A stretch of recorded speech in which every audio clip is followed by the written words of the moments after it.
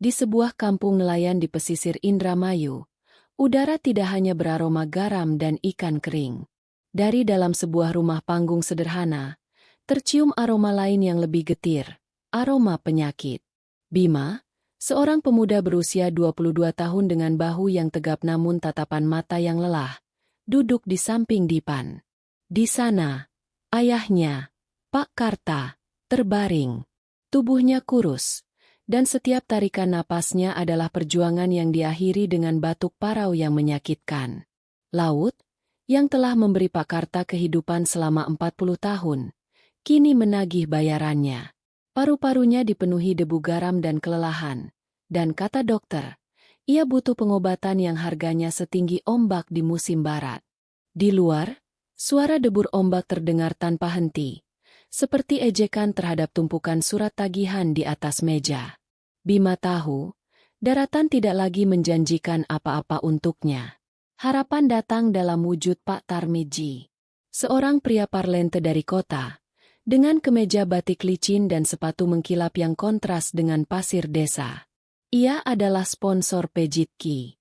Ia mengumpulkan para pemuda di warung kopi, menjanjikan dolar dan masa depan cerah. Kerja di kapal ikan Taiwan, gajinya $500 sebulan. Katanya, suaranya lantang. 6 bulan saja di laut, Bima. Bisiknya secara pribadi kepada Bima. Kau bisa lunasi utang bapakmu, renovasi rumah ini. Adikmu, si Ranti, bisa kuliah. Malam itu, Bima tidak tidur. Ia mendengar isak tangis ibunya. Ia melihat Ranti, adiknya, yang diam-diam melipat seragam SMA-nya untuk terakhir kali. Ia merelakan sekolahnya demi pengobatan ayah mereka. Dengan hati yang berat, Bima menandatangani kontrak. Lembaran kertas yang sebagian besar isinya tidak ia pahami. Namun ia tanda tangani dengan darah harapannya. Pelabuhan Kaohsiung, Taiwan, adalah dunia yang lain. Berisik, asing, dan dingin. Bima tertegun saat melihat kapalnya. Bukan kapal modern dan bersih seperti di brosur Pak Tarmidji. Di hadapannya berdiri Albatros, sebuah kapal ikan tua berbendera Taiwan. Tubuhnya penuh karat, catnya mengelupas, dan menebarkan bau amis ikan busuk dan solar yang menyengat. Rasanya seperti melangkah masuk ke dalam perut monster laut yang sekarat. Di dek yang sempit dan berdesakan, Bima bertemu dengan sesama ABK Indonesia. Ada Hasan, seorang pria 35 tahun dari Tegal, yang wajahnya penuh guratan pengalaman. Ia pendiam, matanya melihat segalanya, dan ia hanya memberi Bima satu nasihat. Di sini, tutup mata, tutup telinga, kerja yang benar, dan bertahan hidup. Lalu ada Bayu, pemuda seumurannya dari Brebes. Ia tampak cemas. Matanya selalu bergerak liar, dan ia terlalu cepat ingin berteman. Kita harus saling jaga, ya, Bim, katanya. Suaranya sedikit bergetar. Sesama orang Indonesia, kita ini saudara. Bima mengangguk, bersyukur setidaknya ada satu kawan. Pekerjaan dimulai bahkan sebelum kapal meninggalkan pelabuhan. Dan itu bukan pekerjaan, itu perbudakan. Jam kerja 20 jam sehari adalah hal biasa. Menarik jaring pukat raksasa yang beratnya bertonton, memilah ikan di bawah terik matahari atau guyuran badai, membersihkan dek dari darah dan sisik ikan hingga larut malam. Yang terburuk adalah bosun kapal, seorang pria Eropa Timur bernama Korolev. Tubuhnya besar seperti beruang, matanya sedingin es, dan tangannya ringan. Ia membenci ABK Asia. Dan Bima, yang masih canggung dan baru, menjadi sasaran empuknya. Tikus, teriaknya. Saat Bima salah mengikat simpul. Sebuah tendangan sepatu bot mendarat di tulang kering Bima. Bima belajar menelan rasa sakit dan benci dalam diam. Suatu malam, Bima ditugaskan membersihkan palka ikan beku sendirian. Suhu minus 20 derajat membuat napasnya membeku. Di antara tumpukan tuna raksasa yang kaku seperti batu, ia tak sengaja menyenggol beberapa peti. Aneh, peti-peti itu bukan peti ikan standar. Peti-peti itu terbuat dari kayu yang lebih bagus, dengan ukiran aneh di sisinya. Didorong rasa penasaran, Bima mencoba menggesernya. Tiba-tiba, pintu Palka terbuka. Korolev berdiri di sana. Matanya menyala. "Apa yang kau lakukan?" desisnya. Ia tidak berteriak. Suaranya lebih menakutkan. "Jangan pernah sentuh apapun yang bukan urusanmu, tikus Indonesia." Ia mencengkeram kerah Bima dan melemparkannya keluar dari Palka. Bima gemetar. Bukan hanya karena dingin. Bima mulai melihat sisi lain Bayu. Setiap malam, saat ABK lain tidur, Bayu akan menyelinap ke kabin kru senior. Suatu kali, Bima melihatnya. Bayu, Korolev, dan beberapa kru Filipina sedang bermain kartu. Bima melihat tumpukan uang dolar di tengah meja. Ia melihat Bayu kalah telak. Beberapa hari kemudian, Bima melihat Korolev menyudutkan Bayu di dekat ruang mesin. Korolev tidak memukulnya. Ia hanya memegang bahu Bayu, tapi cengkeramannya begitu kuat hingga Bayu meringis kesakitan. "Waktumu habis," desis Korolev. Bima pura-pura tidak melihat. Malam itu, Bayu datang ke ranjang Bima. Ia menangis, sesenggukan. "Bim, tolong aku. Bim. Demi Allah, tolong aku." Isaknya. Bayu mengaku ia berutang judi besar pada Korolev. Dia bilang kalau aku tidak bayar malam ini, dia akan melempar aku ke laut. Tidak akan ada yang tahu. Bim. Kita di tengah samudra. Bima terkejut. "Aku harus bagaimana, Yu?" "Dia cuma minta aku simpan satu paket kecil," kata Bayu. Matanya memohon. "Tapi dia mengawasiku. Dia tidak akan curiga padamu. Tolong, Bim, simpan di lokermu. Cuma 1 malam, sampai kita sandar di pelabuhan berikutnya. Demi ibumu dan ibuku, Bim. Kita sama-sama orang Indonesia." Bima bimbang. Hatinya iba. Nasihat Hasan terngiang. Tapi tangisan Bayu lebih keras. Akhirnya, Bima mengangguk. Bayu dengan cepat menyelipkan bungkusan kecil berlapis lakban hitam itu ke dasar loker Bima, di bawah sajadah dan foto keluarganya. 3 jam kemudian, Bima terbangun oleh suara benturan keras di lambung kapal. Lalu teriakan, "Patroli! Patroli! Semua ke dek!" Di tengah laut lepas, lampu sorot membutakan dari sebuah kapal patroli besar berbendera Australia. Para petugas bersenjata lengkap, beberapa membawa anjing pelacak, naik ke kapal. Suasananya tegang. Kapten kapal tampak pucat. Para petugas itu tidak memeriksa palka ikan. Mereka tidak menggeledah kapten. Mereka, dipandu oleh Korolev yang anehnya tampak tenang, langsung menuju barak ABK. "Yang ini," kata Korolev, menunjuk lurus ke loker Bima. "Buka," bentak seorang petugas. Mereka membongkar paksa loker Bima. Sajadahnya terlempar. Foto keluarganya terinjak. Dan di dasar, bungkusan lakban hitam itu. Petugas membukanya dengan pisau. Isinya bukan narkoba. Isinya adalah puluhan keping gading gajah mentah yang telah dipotong kecil dan beberapa cula badak. Bima terbelalak ngeri. Ia bahkan tidak tahu bentuk benda itu. "Ini milikmu?" tanya petugas. Bima menatap Bayu, mencari bantuan. Bayu berdiri di sudut, gemetar, menghindari mata Bima. "Bukan, bukan punya saya," teriak Bima. Lalu, Bayu mengangkat tangannya. "Dia, Pak, dia yang punya," teriak Bayu, menunjuk Bima. "Dia yang menawari saya. Dia bilang gajinya kecil dan dia butuh uang cepat untuk bapaknya yang sakit. Dia yang menyuruh saya menyimpannya." Dunia Bima runtuh. Hening. Yang terdengar hanya suara borgol yang mengunci pergelangan tangannya. Sel isolasi di penjara terasa seperti palka beku. Dingin, sepi, dan asing. Bima sendirian. Tidak ada yang bisa bahasa Indonesia. Setiap kata yang diucapkan padanya adalah kebisingan yang menakutkan. Ia dituduh sebagai bagian dari sindikat penyelundupan satwa liar internasional. Tuduhan yang bahkan tidak ia pahami. Seorang pengacara yang ditunjuk perusahaan kapal datang menemuinya.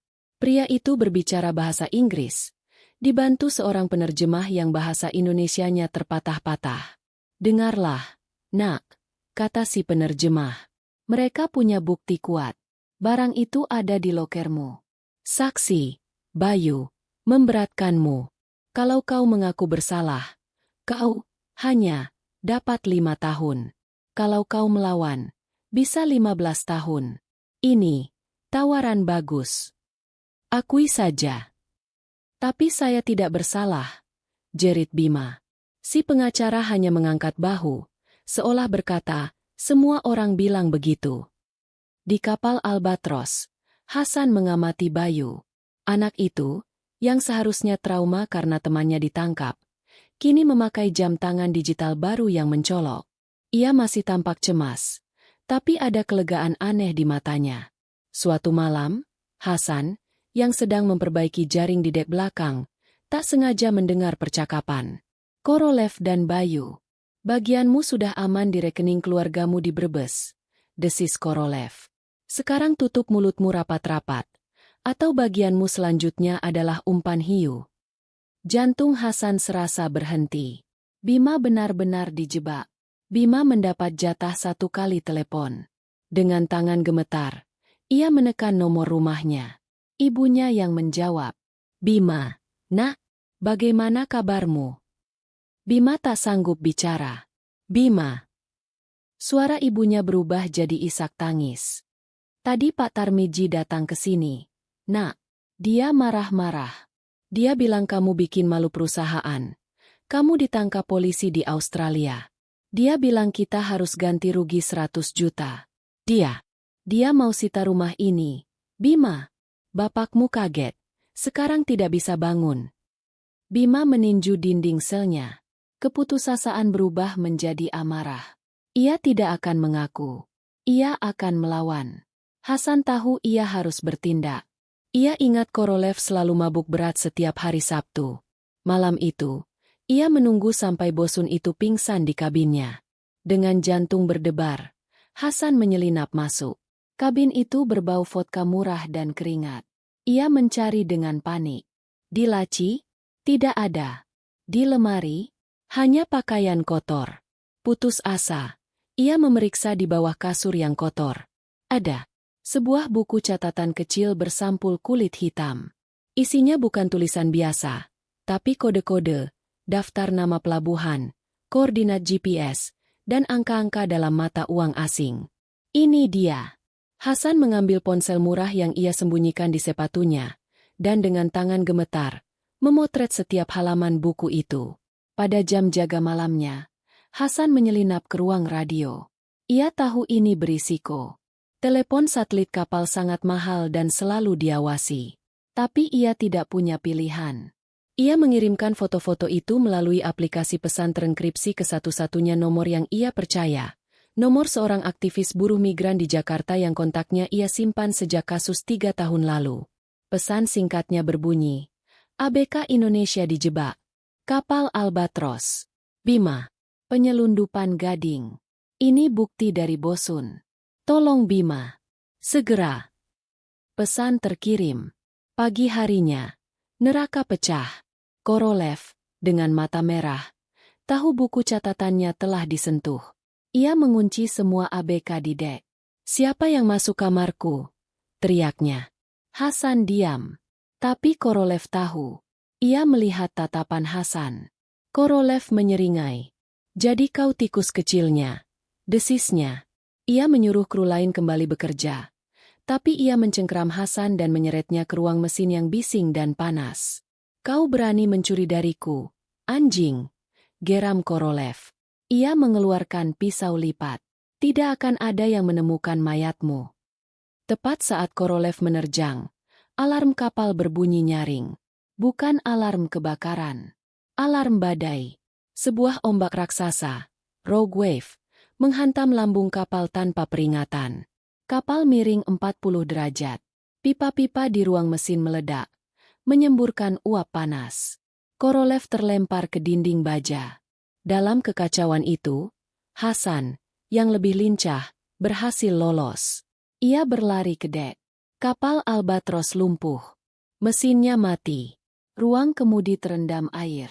Di tengah amukan Samudra Hindia, ribuan mil dari daratan, kapten kapal terpaksa menyalakan sinyal SOS darurat. Sinyal SOS itu ditangkap oleh KRI Sutedi Senoputra, kapal Angkatan Laut Indonesia yang sedang berpatroli di perbatasan D. Saat kapal penyelamat itu merapat, evakuasi berlangsung dramatis. Hasan, basah kuyup dan menggigil, mengabaikan sekoci pertama. Ia menunggu sampai bisa melompat ke dek KRI. Ia langsung berlari ke komandan kapal, menyerahkan ponselnya yang hampir mati. Bima tidak bersalah, Pak, teriaknya di tengah deru angin. ABK Indonesia dijebak. Ini buktinya. Bosunnya. Namanya Korolev. Aktivis di Jakarta ternyata telah meneruskan foto-foto itu ke KBRI Canberra dan Interpol. Dengan bukti fisik dari Hasan dan tekanan diplomatik, kasus Bima dibuka kembali. Data GPS dari buku catatan Korolev membongkar sindikat besar.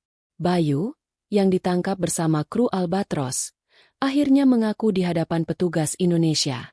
Ia menceritakan segalanya, tentang utang judi dan bagaimana Korolev merencanakan semuanya.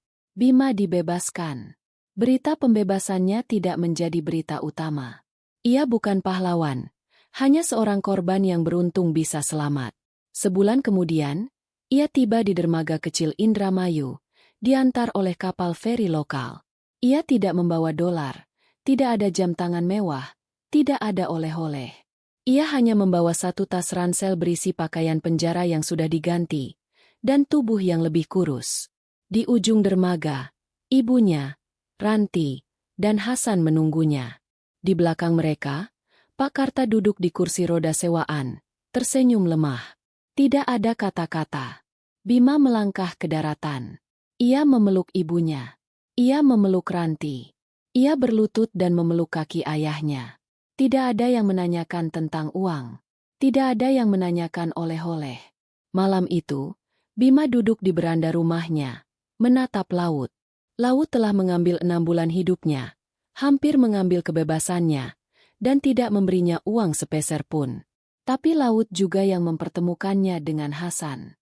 Laut juga yang akhirnya, dengan cara yang paling kejam, membawanya pulang. Dan untuk malam itu sudah lebih dari cukup.